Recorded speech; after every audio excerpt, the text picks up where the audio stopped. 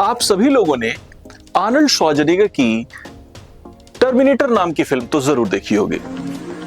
आपको याद है कि आर्नल्ड श्वार्ज़नेगर ने उसमें किस तरीके का किरदार निभाया था? जी हाँ, आर्नल्ड श्वार्ज़नेगर ने उस फिल्म में एक रोबोट का किरदार निभाया था। मजेदार फिल्म थी ना?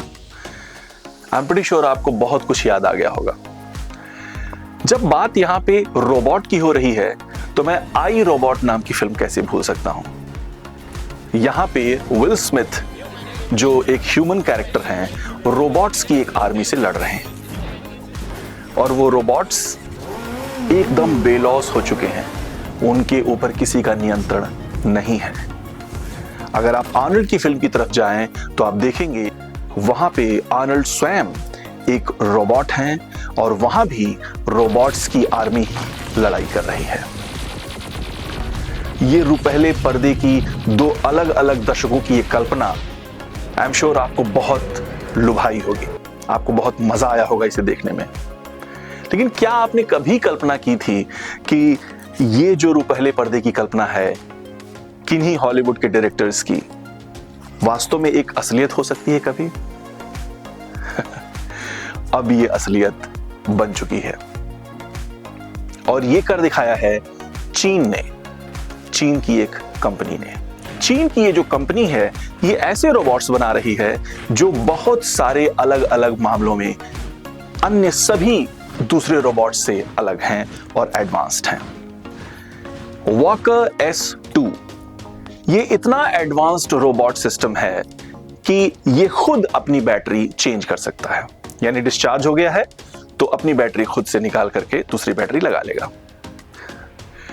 और इन्हीं सब क्षमताओं को देखते हुए चीन ने इन रोबोट्स को मात्र एक हॉस्पिटल में नर्स बनाने या ऑपरेशन थिएटर में ऑपरेशन करने तक नहीं छोड़ा है, बल्कि उनको अब वो सीमाओं तक लेकर के जा रहे हैं।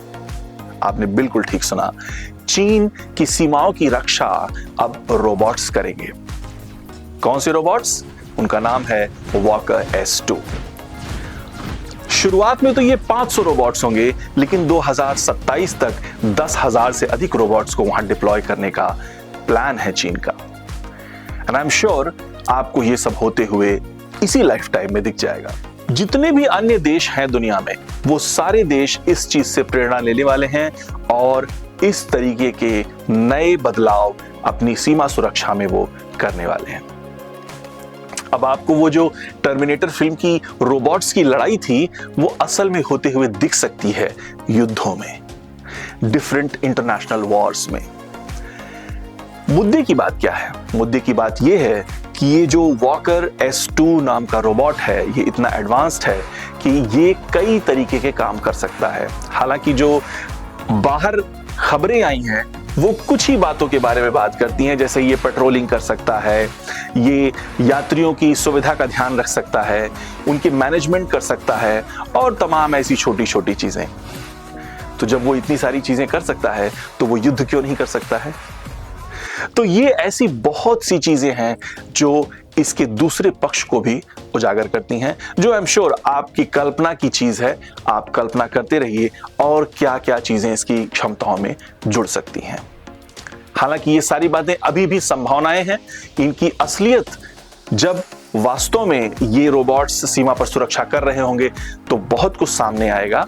लेकिन फिर भी ये तो जरूर कहना पड़ेगा कि जो रुपहले पर्दे की कल्पना थी अब असलियत बन चुकी है।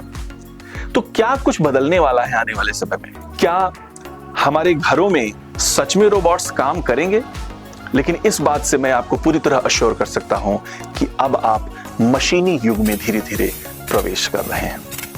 अब आप केवल मशीनों का इस्तेमाल नहीं करेंगे, बट हमें संभव है कि हमारी दुनिया इतनी बदल जाए कि हमारे चारों ओर मशीनें ही मशीनें हों।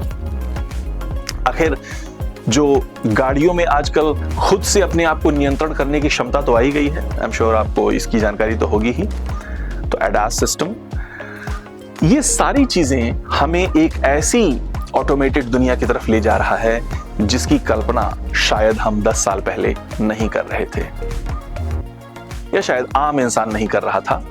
कुछ ऐसे लोग थे जिनकी कल्पनाओं में ये था और उन्होंने इसको सच कर दिखाया है। मैं हूं आपका होस्ट और दोस्त कृष्ण और आप देख रहे हैं लाउड स्पीकर 90 FM। बजाओ बजाओ जरा झूम के बजाओ।